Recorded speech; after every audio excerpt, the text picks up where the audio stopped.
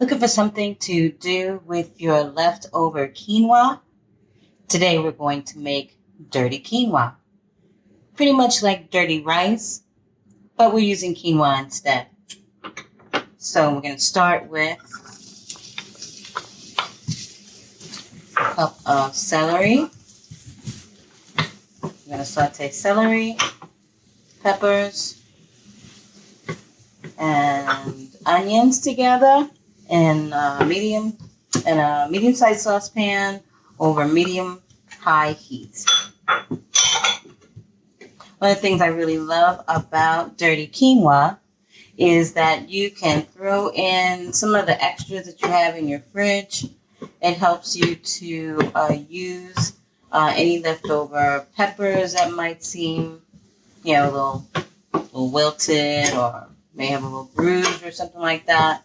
We always have little pieces of bibs and bobs in our refrigerator where we can't finish a whole onion or can't finish a whole half a piece of celery. So something like dirty rice or dirty quinoa. And as I mentioned, you can use this with jasmine rice. You can probably do it with black rice as well. I did a black rice stir fry the other day with some leftover bibs and bobs that I had, some leftover mushrooms and squash and things of that nature. And it was really good. So dirty rice is generally spicy. So after the vegetables get browned properly, it probably takes about a good 5 to 7 minutes, depending on your pot. It could be as much as 10 minutes for everything to get brown. Your onions should be translucent, which means they should be sort of see-through. I can show you that when we get there. And your peppers should be getting brown. Your celery is softened. At the end of this, we're going to be putting in some garlic. But you never put the garlic in first because garlic burns in like 30 seconds.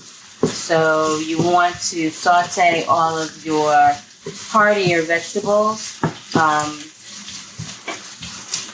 celery, peppers, onions, carrots, whatever your recipe calls for, and put the garlic in at the end so you don't risk burning your garlic.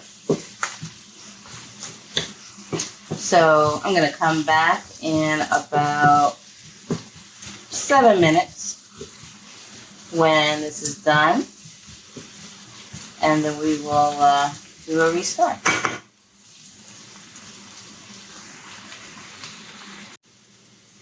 Okay, it's been about 6-7 minutes, and our onions and peppers are a little soft and browned. You can see the texture, a little browner. Like I said, the onions are translucent. You can kind of see them a little bit, and everything has a little bit more of a brown on it. So, and you want them to be in softened state. So I like to put my seasonings in the heat. I'll turn the heat down a little bit. When you put your seasonings in the heat, it gives it a chance to quote-unquote bloom, which helps to increase and enhance the aroma and the flavor of your spices, but you don't want to burn them. So I'm just going to turn it down, and we're going to start with the spices. So we've got some black pepper and some garlic. I'm going to put the recipe down below so you have all the measurements. This is chili powder, smoked paprika, clove, and allspice. And this is salt, pepper, onion powder, and garlic.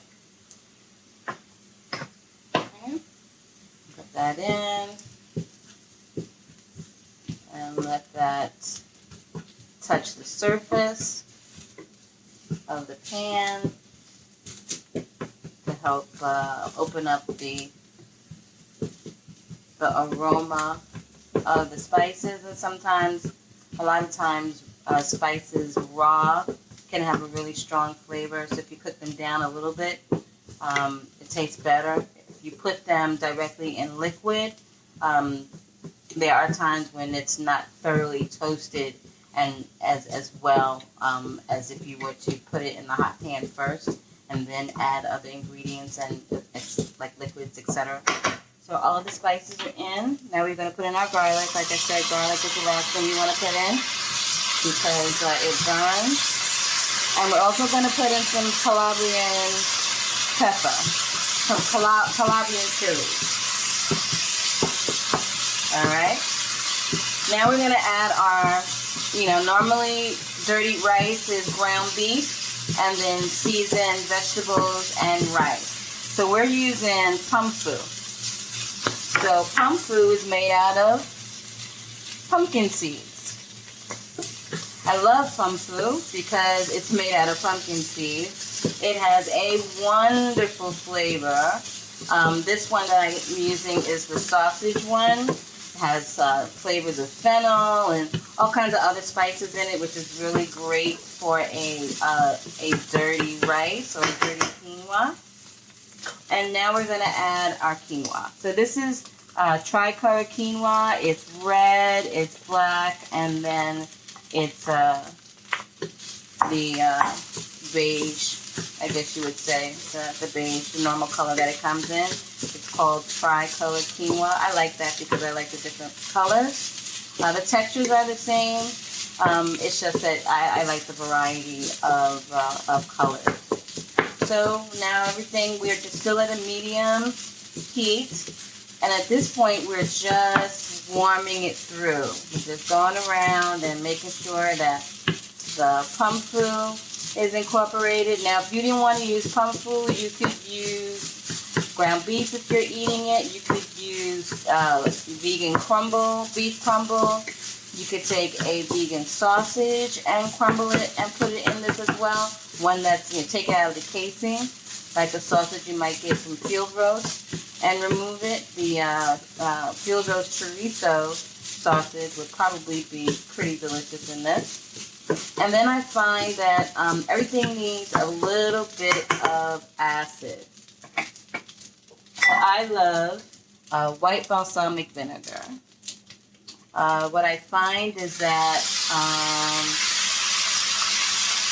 white balsamic is really great with vegetables. It's not as heavy as the darker balsamic, not as sweet, and adds a nice bit of acid to any recipe. So now it's time to taste and see if any of the seasonings need to be adjusted.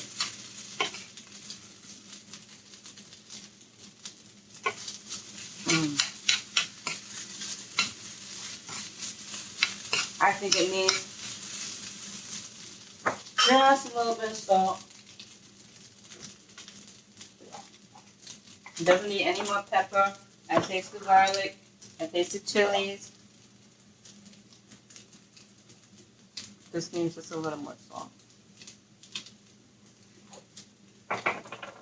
Take it off the pan because it's already hot. You don't need to overcook it. Just remove it from the heat. Stir in the salt.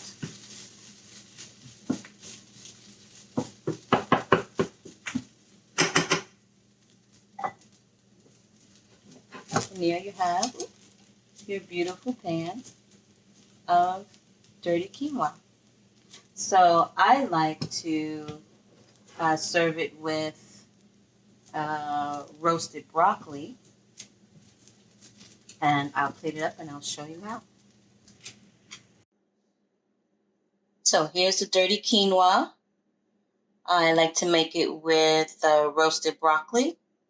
And the dirty quinoa came together in about 20 minutes. I mean, I had the quinoa made already. But if you have leftover rice, leftover quinoa, leftover grains, dirty quinoa is a perfect thing to throw together for any evening dinner or lunch and even breakfast if you felt like it. All right, so if you try the dirty quinoa, send me a picture of your creation. I'd love to see it. Bye.